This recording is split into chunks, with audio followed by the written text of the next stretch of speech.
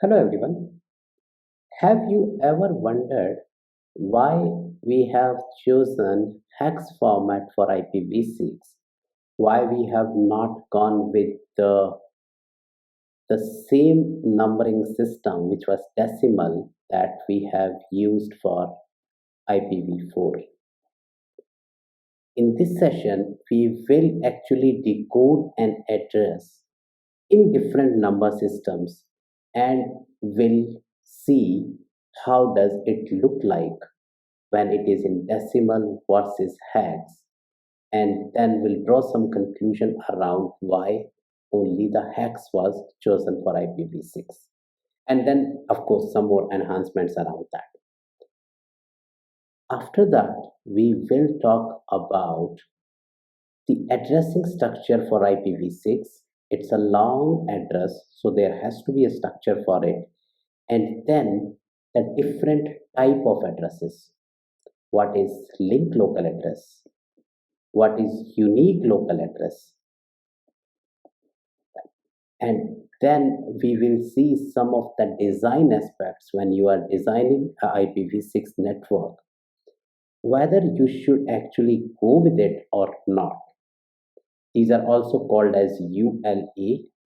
And if you go with these, what are the facts that you should be aware in advance? That is what I will be covering in this session.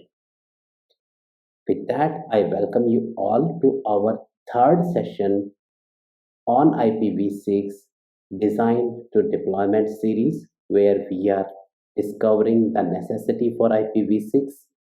That's what we have done in session number 1 and 2.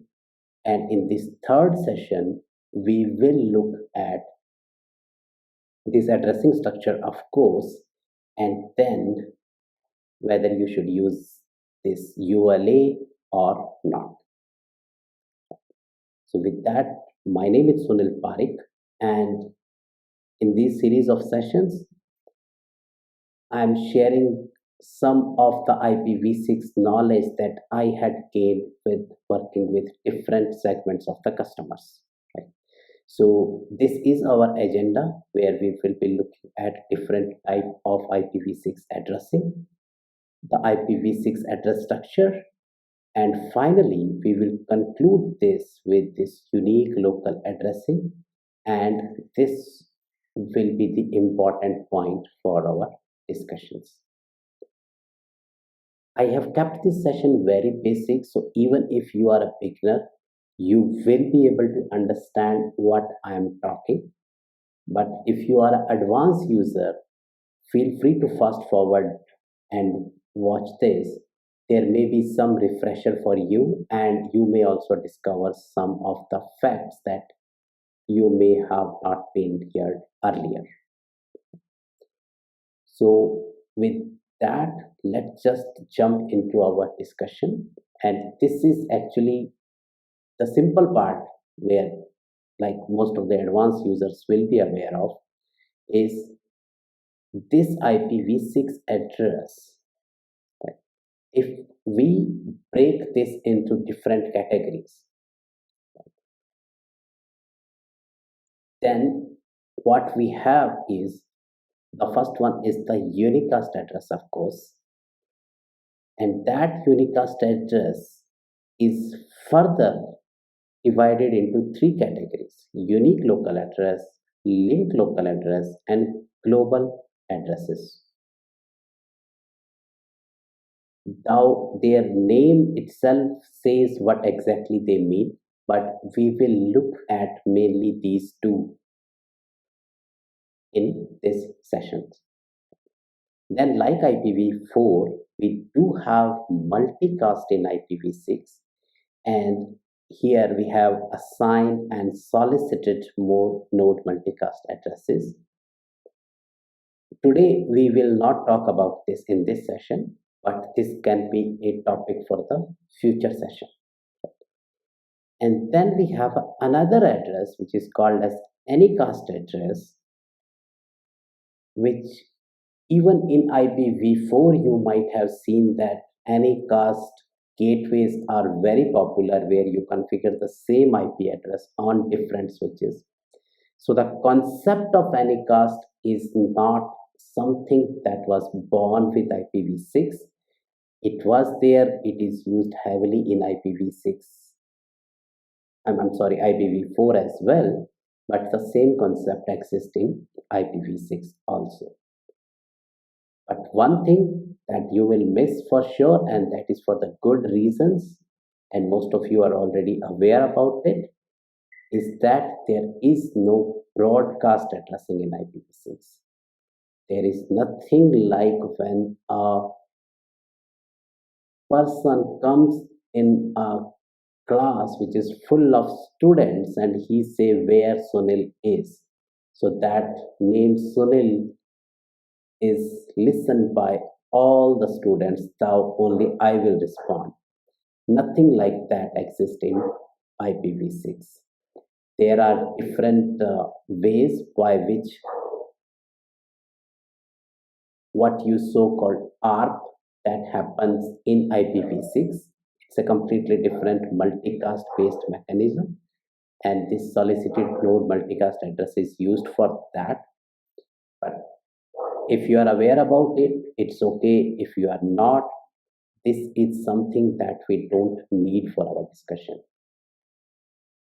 Right now, when we have this out of our way, let's just look at how this 128-bit IPv6 address looks like.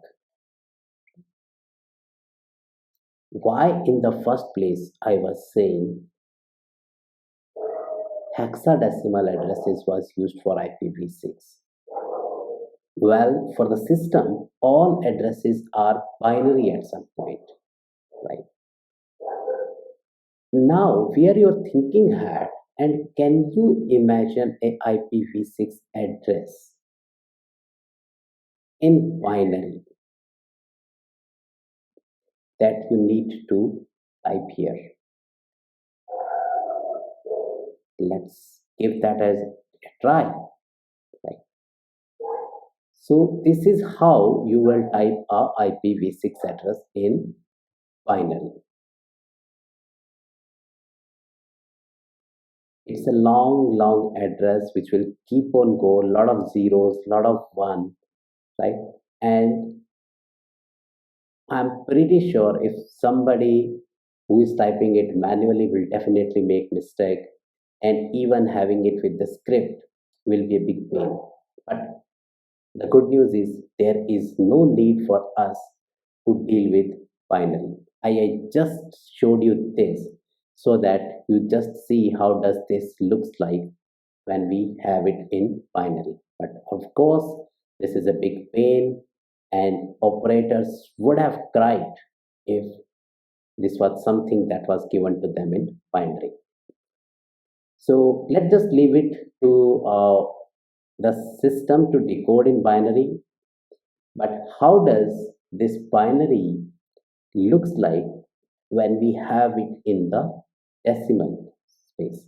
Well, we are all familiar with decimal system. We use it in our day-to-day life. So how does this looks like in the decimal? So that's how this above address, when you type in decimal, this will look like this. There are of course these bigger numbers, right? That is very difficult to memorize. If you ask me, even that 4-octet IP address, which was even though in decimal, if it is not a simple one, I always used to double confirm during my earlier days when I used to manage operations and there was like day-to-day network troubleshooting was involved. Right?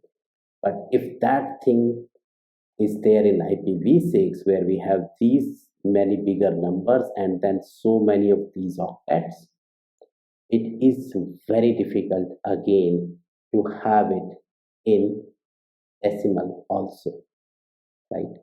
So now let's just see when we have this address in hexadecimal. So when the above address is typed in hexadecimal, this looks a bit simple with these fixed digit, 4 digit in per octet that you can call, separated by these colon notation. IPv4 we have used dotted notations, but IPv6 it was decided to use colon notation.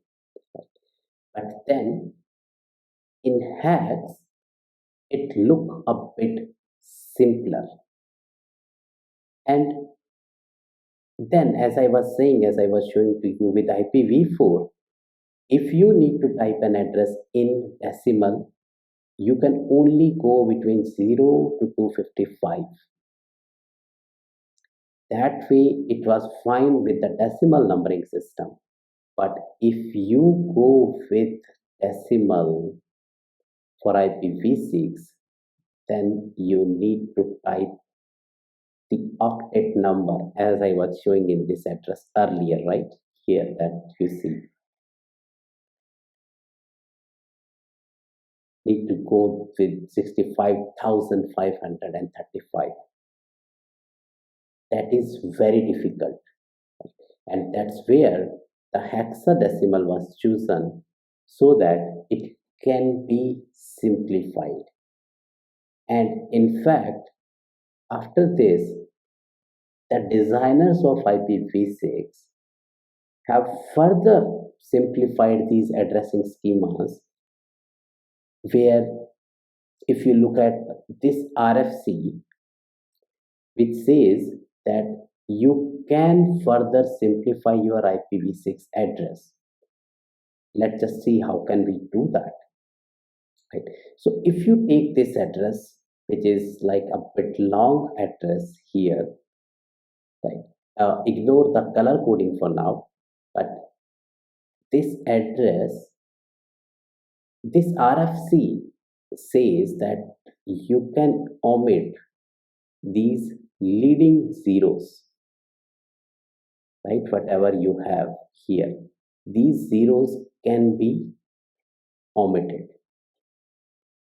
And then further simplification can be done where you have all 4 zeros. No need to repeat them multiple times. You can simply write them just once. Right? That actually shorten the length. But wait, they didn't stop here. What they said is when there is a continuous zeros, why to even write it? Can't we use something else to denote these multiple zeros? And that is where they have omitted all these zeros and simply have this double colon to represent that. The only catch here is that you can use this only once in your IPv6 addressing schema. If let's say there are like multiple zeros here also, then either you can use double colon at this place or at this place, but only once it is allowed, right?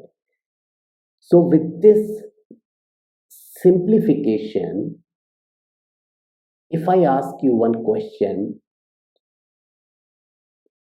like what can be the significant gain? Can you think of any addresses where this RFC has resulted in a significant gain in saving? That was basically the IPv6 local host address, which was like 00. I will not write all the zeros, but it was something like this. And that, like here also 00, then 0000, something like that, it will go on. That local host address can be simply represented by this. That's what the simplification it has resulted in. Okay. With that, now let's come to this multiple color coding schema that we have here. Let me just erase the ink on the slide. So IPv6 addresses can be derived or divided into these three segments, where we have the prefix, which is nothing but your 48 first 48 bits of this. Then you have the next 16 bits for your subnet ID, and the rest of them are used for your interface ID. That's how you can structure your address, and in fact this is recommended as well for an organization which is using this IPv6 block. Outside to the world, they will advertise only this, like this slash 48, and then internally they can further subdivide it. So that way, with summarization, we can keep a control on the global IPv6 routing table, and does it like will not go out of bound, and the things that had happened with IPv4 routing table will not happen with IPv6. And operators, in fact, the service providers are very particular when they receive a IPv6 prefix from customer. They will not go and receive beyond a certain range, and in most cases, this is slash 48. Right. So with that, now I hope you understood why we have chosen the hex format, because that simplifies the thing for humans. It is good from the readability perspective as well. Right. With that, now let's look at IPv6 different type of addresses. So the first one that we will look at is the linked local address. Right. So at first glance, this linked local address may look like IPv4 linked local address, but I will come to that point. Before that, the moment you enable IPv6 on an interface, you will see that there is one address assigned from this range automatically. You don't need to do anything. Simply, if you are working on a Cisco router, just say on that particular interface in the config mode, IPv6 enable. That's it. And then you do show IPv6 interface and that particular interface. Somewhere in that command, you will see an address starting with FE80. It is locally significant, and it is just applicable on that interface. Technically, if a router have, let's say, three interfaces, all these three interfaces can have same link local address.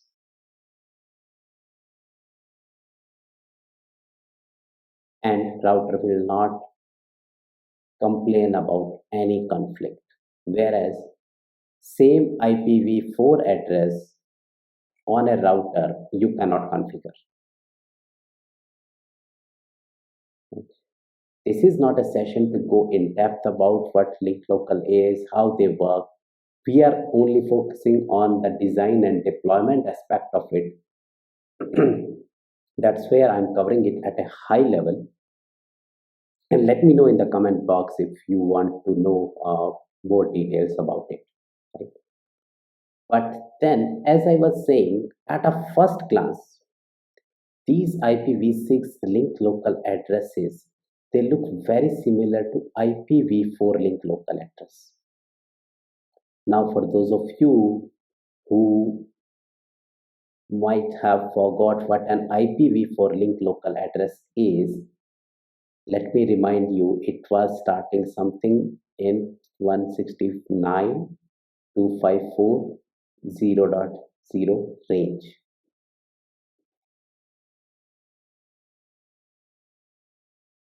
This was IPv4 link local address.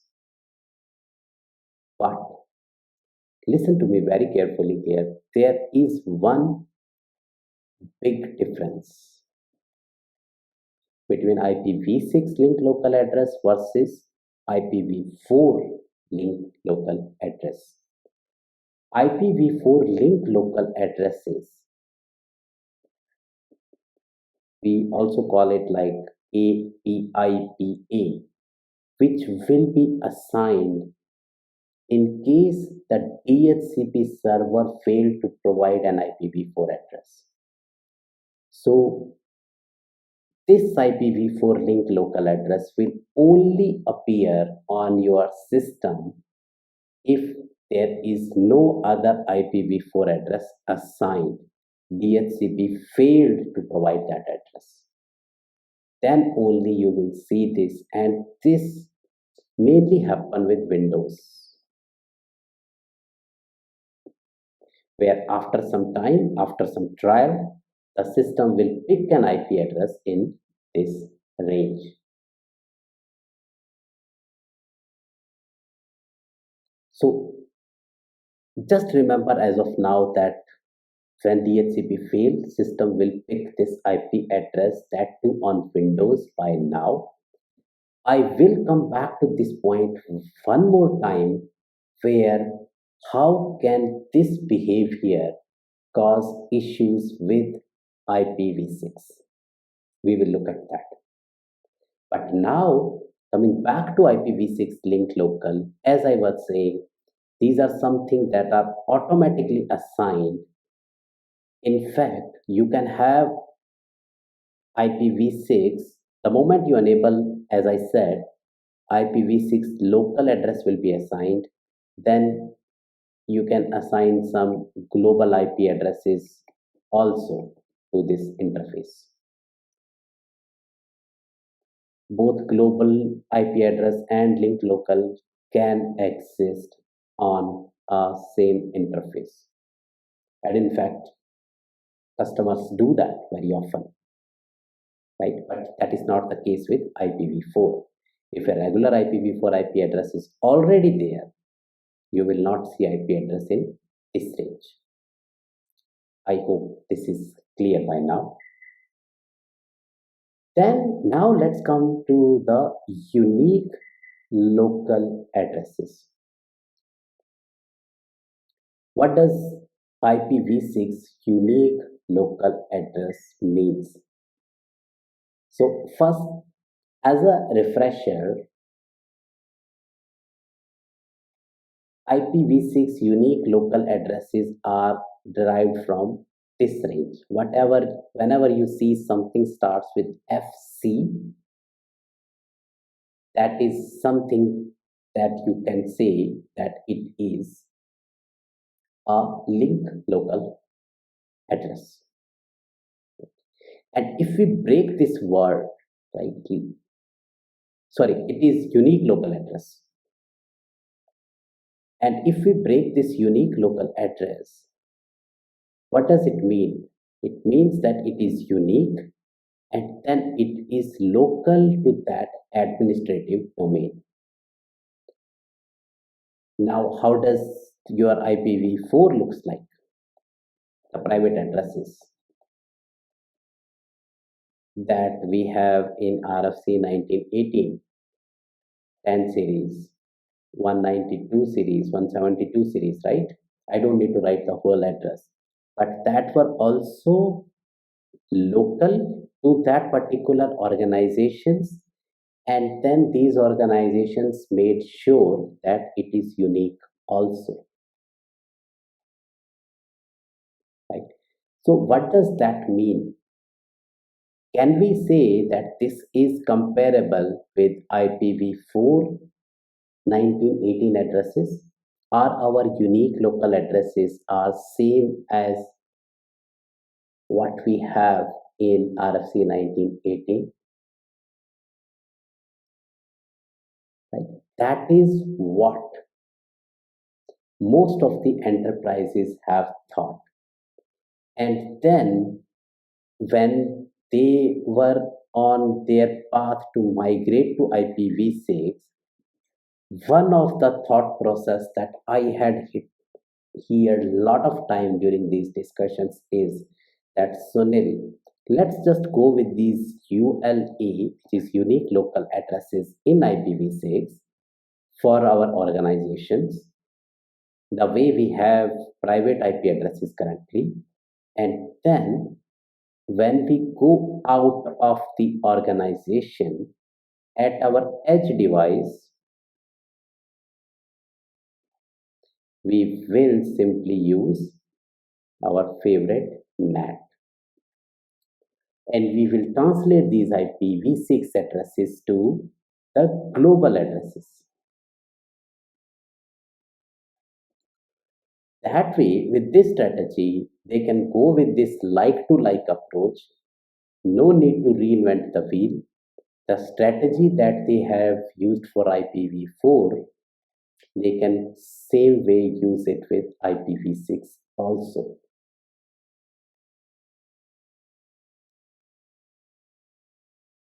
And this I had heard many times during the discussions. But what I would say is, fortunately, and I am repeating this word, fortunately, the relatively slow deployment of IPv6, right? Because IPv6, as we know, have not picked up that desired pace even in 2023 now, but governments are mandating it, enterprises are looking at it now, but that slower pace of deployment has prevented one error that these network administrators could have made, right? And that is what we will look at in our upcoming slides. So we have already done a bit of comparison with IPv4. That is the impressions that these people have, but the statements that I have made, I will prove it to you in the upcoming slide. But the recommendation here before we leave this slide is avoid ULA if possible.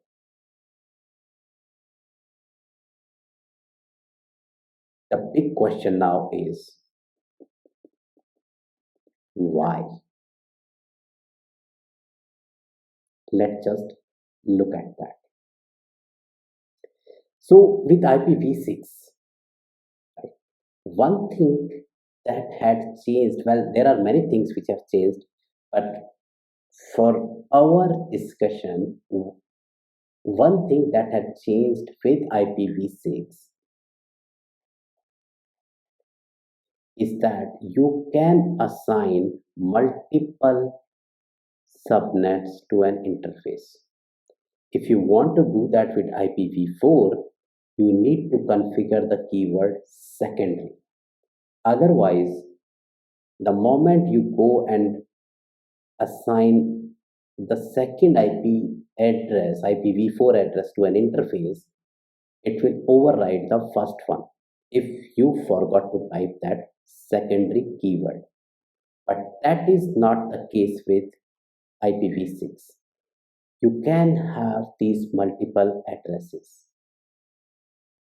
So let's take just one server here, right?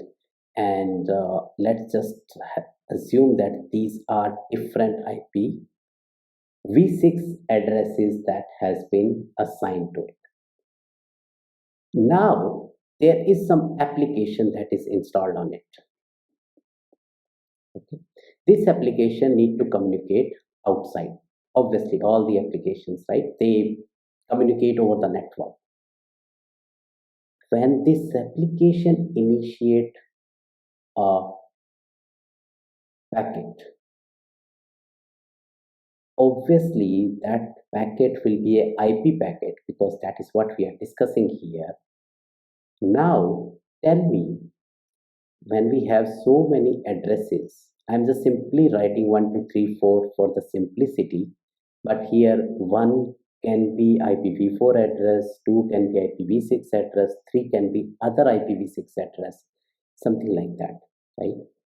But when this application initiate that packet, what will be the source of this address? Will it be 1, 2, 3, or 4?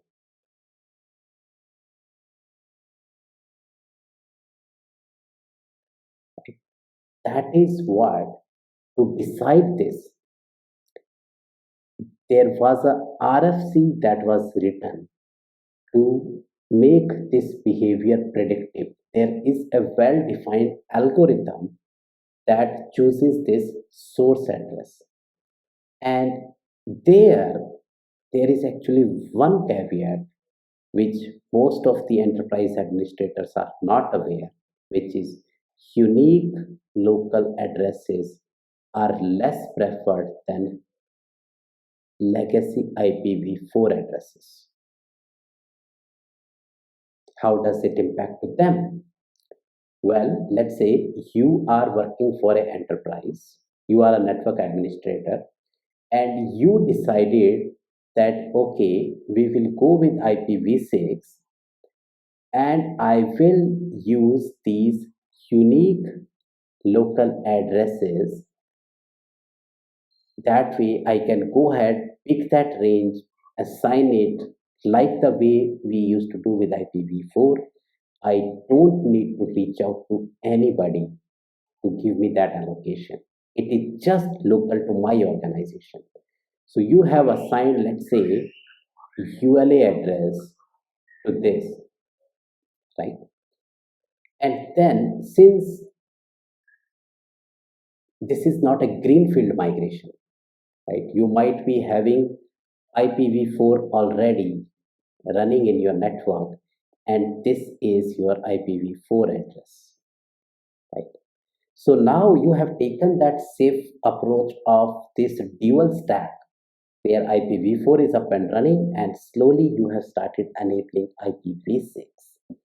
But this RFC says that your IPv6 address, if it is from this range, will not even be used if IPv4 is there.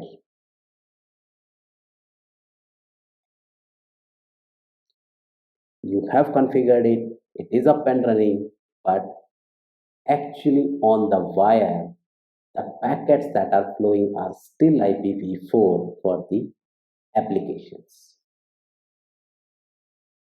And I remember when I was talking about this with one of the network admin, he was surprised to hear this, but then he counter questioned me, asking whether there must be some ways to change this precedence. We can definitely tweak this where we make this address forcefully preferred. The answer to that is yes, you can do that, but that is a host level configuration. On how many hosts you will do this? And then, as I was covering in our session 1 or 2, right? IPv6 is not only allocated to laptops, not only allocated to your cell phone or something which have some OS, which have some understanding, right? Some intelligence at least. IPv6 is also for IoT sensors, right? Which may not have that intelligence, but they may be supporting this RFC standard. So if there is a IPv4 there, they will prefer that, and you have no means to control that. So why to take that pain in the first place? Why to go with ULA? Can't simply at a strategy level globally unicast address can be taken and then this problem will not be there, right? And another aspect to this is like on papers, if you are using ULA, then yes, you have this dual stack. But when you want to get rid of IPv4, you may receive some surprises because IPv6 was not used at all till that flag day. So that can be another surprise, right? So again, to reiterate, if a host has IPv4 enabled, it will use IPv4 before using IPv6 unique local addresses. Then let me clear the ink here, and then a dual stacked client will source the traffic from IPv4, and as I was saying, even IPv6 is enabled. Dual stack is there on papers, but it will not be used, right? What this technically make unique local address is useless basically in IPv6 deployment where you have dual stack, right? But let me cover one more aspect of this. It was a unique situation with the customer where they were going with like IPv6 only type of deployment, but they were inclined to use unique local addresses. And what we discovered is that it worked fine for their Linux and Mac OS, but we discovered one issue with Windows. Right? Remember earlier in the slide I was talking about IPv4 link local address. So if Windows it doesn't get an IPv4 address, after some time they will assign themselves the address in this 169 range, right, which is IPv4 link local address. And then whatever I have told you earlier in the previous slide, if you configure ULA on top of this, where the RFC mandate that IPv4 will be preferred, you will again face the issues. This is something that I had seen practically, so I thought of sharing this with you. So another reason for you when you are designing your IP addressing plan, don't incline towards unique local addresses. Okay, this is just to reiterate what I was saying. So now another issues, and for this, in fact, this is a like a part of the discussions that we used to have with customer, and this actually remind me of a story, and this happens even today. Uh, I have seen it in multiple places, especially in India, where the fathers they always tell their sons to come home early, don't drive in the night, especially the long drives were not preferred in the night. And one time I asked my father, like, why you say that we should not be driving in the night? Then he brought up some concerns that when he was young, he got into multiple issues and he don't want me to struggle with the same. So I asked him, like, what were those issues? He said the roads were not good. The second thing was the headlights on the car that they used to have at that time were not that good, right? And then they always feared that the vehicle can break down in between and the help may not reach in time. So I understood their point, but then I compared all those points to today. Now, if I stay in India, I stay in Bangalore, there are very good highways, right? When we go out of cities, dedicated lanes are given. There is no problem of bad roads, at least on the highway side. If I talk about that, don't quote me on that. So, and then the cars, they have very good light and very reliable engines. What I'm trying to say is the situations or the problems that my father was talking, or when he was young, when he used to drive, like has to drive in the night, and he might have heard the same from his own father, right? He was simply having that thought process, and he didn't wanted me also to drive in the night. But now the situation has changed, but still I see this is the case with most of the people, where father says come home or don't drive in the night, right? Even though driving in the night is fun these days. But do you see the difference between that time and now? Even though the situations have changed completely, but still they have that fear and they restrict us, and we need to follow that. The same way, why I have told you this story, right? The next issue that we are talking about, IPv6, unique local addresses, is actually related to this. Whatever the circumstances were there with IPv4 are not there with IPv6.